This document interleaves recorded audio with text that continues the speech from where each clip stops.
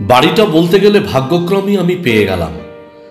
শহরতলি হলেও জায়গাটা ছিমছাম, চওড়া রাস্তা, সবকিছুই যেন সাজানো গোছানো। সবচেয়ে বড় কথা, বাড়িটা নতুন হলেও ভাড়া কিন্তু বেশ কম। আমার মেয়ে রুনু তো প্রথম দর্শনেই বাড়িটাকে ভালোবেসে ফেলল।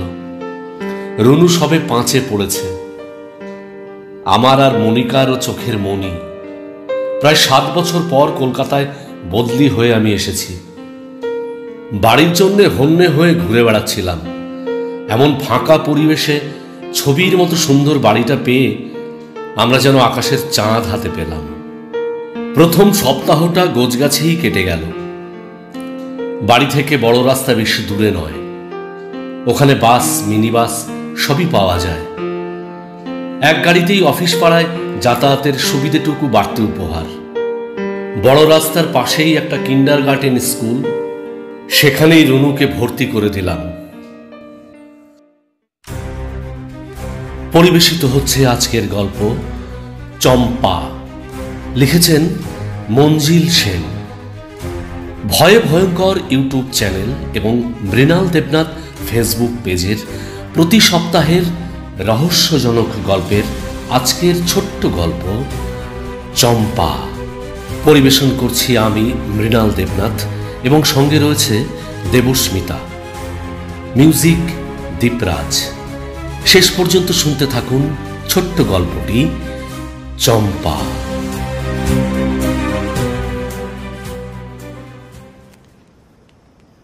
দ্বিতীয় সপ্তাহে একটা ঘটনায় আমার কেমন যেন একটু খটকা জাগল। সেদিন সকালে এক পেয়ালা চা শেষ করে আমি খবরের কাগজে চোখ বুলোচ্ছিলাম। অন্যমনস্কভাবে একটা সিগারেট মুখে দিয়েছি, কিন্তু টেবিলের ওপর দেশলাইটা নজরে পড়ল না। এমন সময় অনুভব করলাম রনু আমার পেছনে এসে দাঁড়িয়েছে। আমি মুখ না ফিরিয়েই বললাম, মামুনি, একটা দেশলাই দিয়ে যাও তো। প্রায় সঙ্গে সঙ্গেই টেবিলের ওপর ঠক করে দেশলাই রাখার শব্দ হলো। আমি ব্যাপারটায় তখন তেমন গুরুত্ব দিইনি। কিছুক্ষণ পরে মনিকা ঘরে ঢুকে বলল, তুমি রান্নাঘর থেকে দেশলাইটা এনেছো নাকি? খুঁজে পাচ্ছি না যে। হ্যাঁ, না মানে আমি ঠিক আনিনি, ওই রুনুকে বলেছিলাম, ও এনে দিয়েছে। রুনু ঠিক তখনই ঘরে ঢুকেছিল। ও প্রতিবাদের সুরে বলে উঠল, বালে, আমি আবার কখন দেশলাই কাঠি আনলাম? আমি তো রান্নাঘরে যাইনি। ওর জবাব শুনে আমি থতমত খেলাম। মিথ্যে কথা বলার মেয়ে রুনু নয়। তাছাড়া এমন একটা সামান্য ব্যাপারে মিথ্যে কথা বলে লাভটাই বাকি। কিন্তু ও আমার পেছনে এসে দাঁড়িয়েছিল। পেছন ফিরে না তাকালেও আমি স্পষ্ট অনুভব করেছিলাম কচি ছেলে মেয়েদের গায়ে কেমন একটা মিষ্টি মিষ্টি গন্ধ থাকে। সেই গন্ধটাও আমার নাকে এসেছিল। তাছাড়া দেশলাইটা হয়তো টেবিলের ওপরেই ছিল। প্রথমে আমার নজরে পড়েনি। আমি ভেবেছি রনুই ওটা রেখেছে। আমি একটু দ্বিধাগ্রস্ত হলাম। দ্বিতীয় ঘটনা ঘটল তার 2 দিন পর। অফিস থেকে ফিরে জলখাবার খেয়ে আমি কিছু কাজকর্ম নিয়ে বসেছিলাম। কিছুক্ষণ কাজ করার পর চোখ দুটো টনটন করছিল। চশমাটা খুলে টেবিলের ওপর রেখে আমি 2 চোখ বন্ধ করলাম। মিনিট 2 চোখ বন্ধ করেছিলাম আমি। চোখ খুলে চশমাটাকে টেবিলের ওপর দেখলাম না। আমার চোখ বেশ খারাপ। চশমা ছাড়া কোনো কাজই করতে পারি না। আমি টেবিলের ওপর সব জায়গা হাতড়াচ্ছি। এমন সময় পেছন থেকে চাপা গলায় বাচ্চা মেয়ের হাসি ভেসে এলো। আমি বুঝলাম চশমাটা রুনু দুষ্টুমি করে লুকিয়েছে। আমি আবার 2 চোখ বন্ধ করে বললাম, এই যে আমি চোখ বন্ধ করেছি, মামুনি আমার চশমাটা ফিরিয়ে দাও। দাও বলছি। মিনিট খানেক পরে চোখ খুলে দেখলাম চশমাটা যথাস্থানে রয়েছে। রাত্রিরে খেতে বসে আমি রুনুকে বললাম, ভারী দুষ্টু মেয়ে হয়েছ, বাবা যাতে দেখতে না পায় তাই চশমাটা লুকিয়ে রাখা হয়েছিল, তাই না? রুনু মুখে ভাত তুলতে যাচ্ছিল। ওর হাতটা মাঝপথেই থেমে গেল। আমার দিকে ফ্যাল ফ্যাল করে তাকিয়েও বলল, বালে আমি আবার কখন তোমার চশমা লুকালাম? আমার এবার রাগ হলো। বললাম, আবার মিথ্যে কথা বলছো? চশমাটা তুমিই টেবিল থেকে তুলে নিয়েছিলে, আমি বলাতে আবার রেখে দিলে। আমার কথা শুনে রনু ওর মায়ের মুখের দিকে তাকিয়ে কাঁদো কাঁদো গলায় বলল, দেখছো মা, বাবা কি বলছে? আমি তো সন্ধেবেলা বাবার টেবিলের কাছে যাইনি, স্কুলের পড়া করছিলাম। মনিকা এবার আমার মুখের দিকে তাকিয়ে বলল, তোমার কি হয়েছে বলো তো? ও তো পড়া থেকে ওঠেনি, আমি রান্নার ফাঁকে ফাঁকে এসে দেখেছি, খুব মনোযোগ দিয়ে হোম টাস্ক করছিল। এবার আমার অপ্রতিভ হওয়ার পালা। আজকের ঘটনাও কি আমার মনের ভুল? চশমাটা টেবিলের ওপর খুলে রেখেছিলাম, কিন্তু চোখে পড়েনি। অনেক সময় সামনের জিনিস চোখে পড়ে না। প্রসঙ্গটা আমি তাড়াতাড়ি চাপা দিলাম, কিন্তু আমার মনে একটা সন্দেহ দানা বাঁধতে শুরু করলো। তৃতীয় ঘটনাটি ঘটল পরের সপ্তাহে। সেদিন সন্ধেবেলা অফিস থেকে ফিরে আমি খবরের কাগজটা নিয়ে বসেছি। সকালে তাড়াহুড়োয় ভালো করে কাগজ দেখা হয় না, তাই সন্ধেবেলা কিংবা শোবার আগে কাগজটা আরেকবার পড়া আমার অভ্যেসে দাঁড়িয়ে গেছে। হঠাৎ মনিকা ঘরে ঢুকে বলল, এই শোনো, একটা কাণ্ড হয়েছে। কি কাণ্ড? আমি রান্না করছিলাম, তেলের শিশিটা পেছনে ছিল। আমার ঠিক মনে হলো রুনু আমার পেছনে এসে দাঁড়িয়েছে। আমি মুখ না ফিরিয়েই ওকে তেলের শিশিটা এগিয়ে দিতে বললাম, ও তাই দিল। আমি ওকে বলতে গেলাম ইংরেজি ছড়াটা তোমার কাছে পড়ে নিতে, কিন্তু পেছন ফিরে ওকে দেখতে পেলাম না। আমার খুব অবাক লাগলো। কি মনে করে আমি ওর পড়ার ঘরে গিয়ে দেখি ও এক মনে পড়ছে। আমি জিজ্ঞেস করলাম ও এইমাত্র রান্নাঘরে গিয়েছিল কিনা, কিন্তু ও ঘাড় নাড়ল। ব্যাপারটা আমি কিছু বুঝতে পারছি না। এর আগে তুমিও দুদিন। মনিকা হঠাৎ থেমে গেল। আমি বুঝতে পারলাম ওর মনেও একটা গভীর সন্দেহ দানা বাঁধতে শুরু করেছে। পরদিন ছিল রবিবার। এখানে আসার পর পাড়া প্রতিবেশীর সঙ্গে তেমন আলাপ পরিচয় হয়নি। আমাদের সবচেয়ে কাছের বাড়িটা হলো একজন অধ্যাপকের। আমি তার সঙ্গে দেখা করে নিজের পরিচয় দিলাম। বললাম, এখানে নতুন এসেছি। ভদ্রলোক আমাকে খাতির করে বসালেন, চা খাওয়ালেন। নানান কথার পর আমি আমাদের বাড়ির কথা তুললাম। বললাম, এত কম ভাড়ায় এমন বাড়ি পাওয়া সত্যি ভাগ্যের কথা। ভদ্রলোক আমার মুখের দিকে একটু অদ্ভুতভাবে তাকালেন, তারপর বললেন, হ্যাঁ শুনেছি ভাড়াটা অনেক কম, তবে বাড়ির মালিক থাকেন বালিগঞ্জে।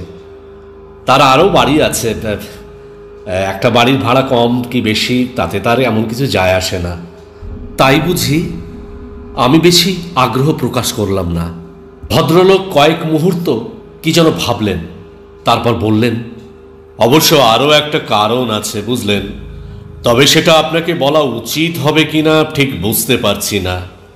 আমাকে বললেই বোধহয় ভালো করবেন, হয়তো তার ফলে অবাঞ্ছিত কোনো ঘটনা এড়ানো যেতে পারে। ভদ্রলোক সামান্য চুপ করে থেকে বললেন, হ্যাঁ আপনি ঠিকই বলেছেন, আপনার জানা দরকার। ওই বাড়িটা নতুনই বলা যায়, 3-4 বছরের বেশি পুরনো নয়। প্রথম যিনি ভাড়া নিয়েছিলেন তার নাম ছিল অসমঞ্জ রায়। স্বামী স্ত্রী আর বছর 5 ফুটফুটে একটা মেয়ে ছিল তাদের। ছোট্ট পরিবার। মেয়েটির নাম ছিল চম্পা। যেমন যেমন মিষ্টি চেহারা তেমন মিষ্টি স্বভাব ছিল মেয়েটির। খুব হাসি খুশি, তবে দুষ্টুমি বুদ্ধিও ছিল খুব। বাবার হাত ধরে রোজ স্কুলে যেত। একদিন কেমন করে যেন বাবার হাত ছাড়িয়ে রাস্তার মাঝখানে চলে গিয়েছিল বাচ্চাটি। ঠিক সেই সময় জোরে একটা বাস আসছিল। চোখের নিমেষে মেয়েটাকে চাপা দিয়ে বাসটা চলে যায়। ওই ঘটনায় অসমঞ্জ বাবু আর তার স্ত্রী একেবারে ভেঙে পড়েন। ওই বাড়ি ছেড়ে এখান থেকে চলে যান তারা। পরে অনেক ভাড়াটে এসেছেন, আবার চলেও গেছেন। কেউই বেশি দিন টিকতে পারেননি। অদ্ভুত সব ঘটনা নাকি তারা দেখেছেন ওই বাড়িটায়। বাড়িটার একটা দুর্নাম রটেছে বললে বোধহয় বাড়িয়ে বলা হবে না। আর এই জন্যেই বাড়ির মালিক ভাড়াটে পাওয়ার আশায় টাকার অঙ্কটা এতটাই কমিয়ে দিয়েছেন। ভদ্রলোক চুপ করলেন, তারপর কৌতূহলের কণ্ঠে প্রশ্ন করলেন, আপনারা কিছু দেখেছেন নাকি? না, ঠিক দেখিনি, তবে একটি বাচ্চা মেয়ের উপস্থিতি অনুভব করছি। আমাদের মেয়েটির বয়সও 5 বছর। বাড়ি ফিরে মনিকাকে আড়ালে ডেকে সব খুলে বললাম। আমার কথা শেষ হতেই ও বলে উঠল, তবে এ বাড়িতে ছোট মেয়ে নিয়ে থাকা চলে না। তুমি অন্য একটা বাড়ি খুঁজতে শুরু করে দাও। না না না। আমি স্পষ্ট শুনলাম যেন ছোট্ট একটি মেয়ে কান্না জড়ানো গলায় বলে উঠল, ওই না না। আমি মনিকার মুখের দিকে তাকালাম। ওর 2 চোখ বিস্ফারিত, মুখ ছাই বর্ণ। পরদিন ঘটল চূড়ান্ত ঘটনা। আমি রুনুকে স্কুলে নিয়ে যাচ্ছিলাম। আগেই বলেছি আমাদের বাড়ির কাছেই বড় রাস্তা, ওখানেই স্কুল। আমি অন্যমনস্কভাবে হাঁটছিলাম। আসলে চম্পার কথাই আমি ভাবছিলাম। আমাদের রুনুর বয়সেরই ছিল, মা বাবা চোখের মণি, যেমন রুনু আমাদের। কি থেকে কি হয়ে গেল। রুনু যে আমার হাত ছাড়িয়ে এগিয়ে গেছে তা আমি খেয়াল করিনি। হঠাৎ একটা হৈ হৈ শব্দে আমার চমক ভাঙল। রুনু পথের মাঝখানে দাঁড়িয়ে পড়েছে, আর দৈত্যের মতো ছুটে আসছে একটা মিনি বাস। ওদের মধ্যে দূরত্ব খুব বেশি নয়।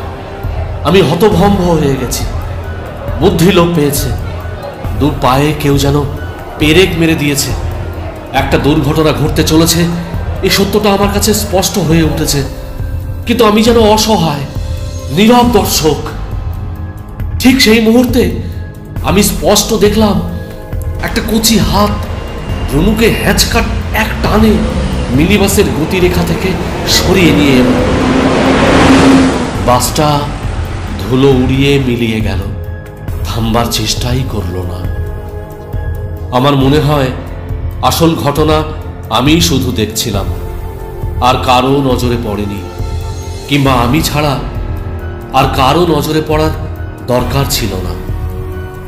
এতক্ষণে আমি যেন সম্বিত ফিরে পেলাম। এক ছুটে রুনুকে কোলে তুলে নিলাম। এবার শুরু হলো পথচারীদের তিরস্কার আর কটূক্তি। কোনো মতে তাদের হাত এড়িয়ে বাড়ি ফিরে এলাম। রুনুকে নিয়ে ফিরে আসতে দেখে মনিকা অবাক।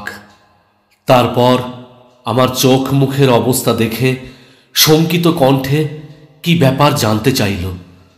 আমি ওকে সব খুলে বললাম। চম্পাই যে আমাদের রুনুর প্রাণ বাঁচিয়েছে এ বিষয়ে আমার কোনো সন্দেহ ছিল না। তারপরই হঠাৎ আবেগ ভরে আমি বলে উঠলাম, তোমাকে ছেড়ে, এ বাড়ি ছেড়ে আমরা কখনোই যাব না চম্পা। হ্যাঁ, কথা দিচ্ছি চম্পা, তুমিও আমাদের মেয়ে।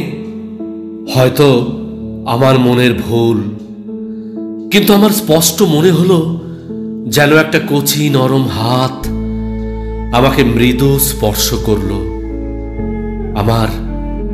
আমার পিঠে যেন তার স্পর্শ অনুভব করলাম।